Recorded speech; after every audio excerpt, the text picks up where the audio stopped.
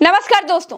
बहराइच में कैसे पुलिस की देखरेख में दंगे हुए आज मैं आपको दिखाऊंगी, लेकिन उससे पहले मेरे 7 सवाल हैं जिनके जवाब देने में उत्तर प्रदेश पुलिस की खीसें निकली आ रही हैं, जिनके जवाबों का ना होना इस तरफ इशारा करता है कि ये दंगे, ये तनाव, ये उन्माद पहले से लिखी लिखाई स्क्रिप्ट का हिस्सा था। पहला सवाल, जब उत्तर प्रदेश पुलिस लाश रात में ही जलवा देती है तो फिर गोपाल मिश्रा की शव यात्रा आखिर क्यों निकालने दी गई? दूसरा सवाल, अंतिम संस्कार में लाठी डंडे लेकर क्यों चल रहे थे लोग? तीसरा सवाल, लाठी डंडे वाले लोगों के बीच पुलिस क्या कर रही थी? चौथा सवाल, जब अंतिम यात्रा में शामिल लोग आगजनी कर रहे थे तो पुलिस ने रोका क्यों नहीं?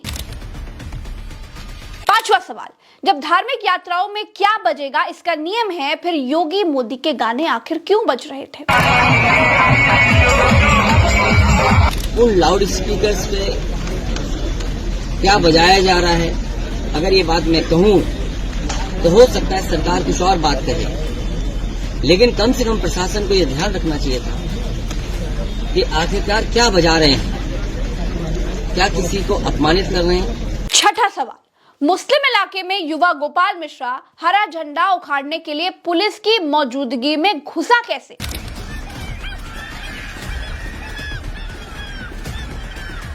सातवां सवाल, जब यात्रा का रूट पहले से तय था तो फिर सुरक्षा के इंतजाम आखिर क्यों नहीं थे?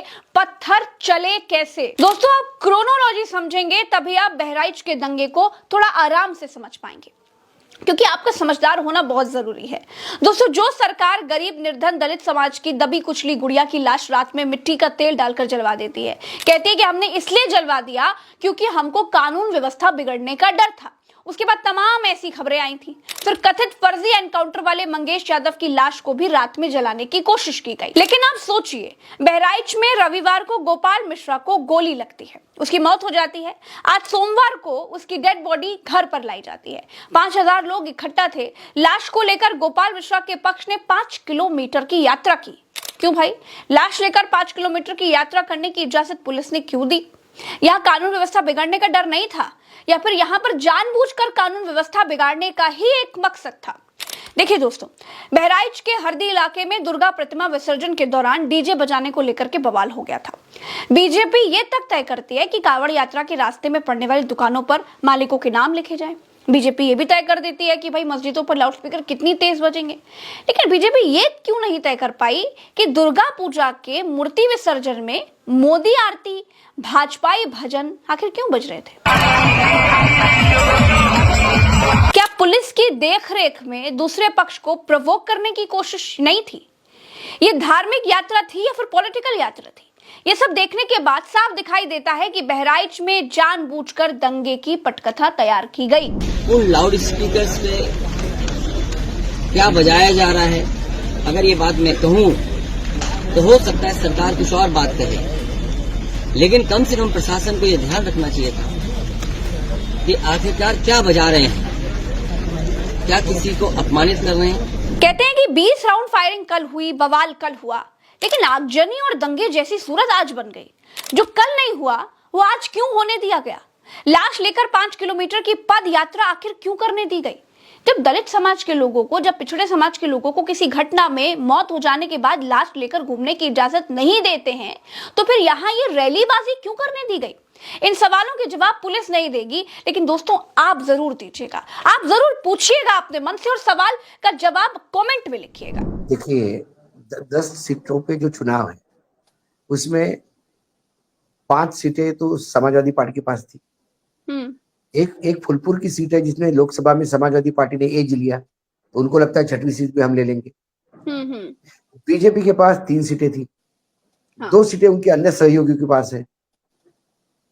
अब योगी आदित्यनाथ ने लोकसभा चुनाव के बाद, लोकसभा चुनाव के हार का ठिकरा किसके सर फुटेगा?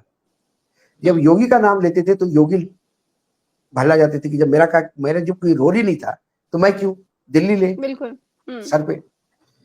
तब योगी को उन्होंने रिस्पॉन्सिबिलिटी दी कि ये 10 उपचुनाव आप निकालो। चलो, आपको लगता है ना कि आपके हिसाब से चलने से जीत जाते हैं, तो ये 10 सीटें आप जितवा के दिखाओ।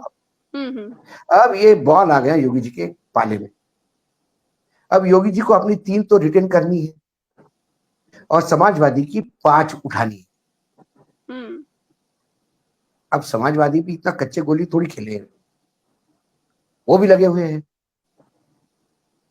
वो इस बार सोचते हैं हिंदू कम से कम मुसलमान 5। काम आएगा उत्तर प्रदेश में कि नहीं?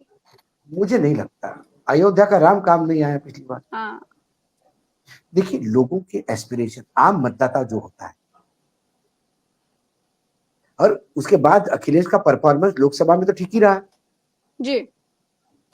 मैच्योर रहा, दिन ब दिन वो मैच्योर होते रहे।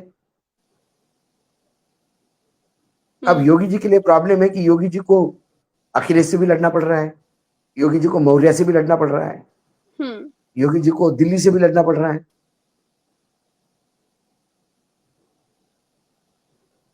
तो योगी जी कई फ्रंट पे चुनाव लड़ रहे हैं और दिल्ली चाहेगी, दिल्ली बड़ी खुश होगी जब ये 10 पे नहीं आएंगे। देखिए, ये 10 जीत हार कोई आपके यहाँ सरकार नहीं बदल रही है। ये 10 जीतने से या हारने से, 10 की 10 योगी को गई तो फर्क नहीं पड़ेगा, और 10 की 10 समाजवादी पार्टी उठा ले गई तो योगी की सरकार नहीं जाएगी। इतना कोई चेंज नहीं होने वाला है। लेकिन योगी के नेतृत्व और कंटिन्यू रहने पर प्रश्न चिन्ह हो। हाँ, बिल्कुल। योगी विरोधी इसको भुनाने का प्रयास करें। दोस्तों, आपके बच्चे ये कर रहे हैं, उनके बच्चे क्या क्या कर रहे हैं आप जानते हैं? ये एक अकेली तस्वीर लाखों करोड़ शब्दों के बराबर है।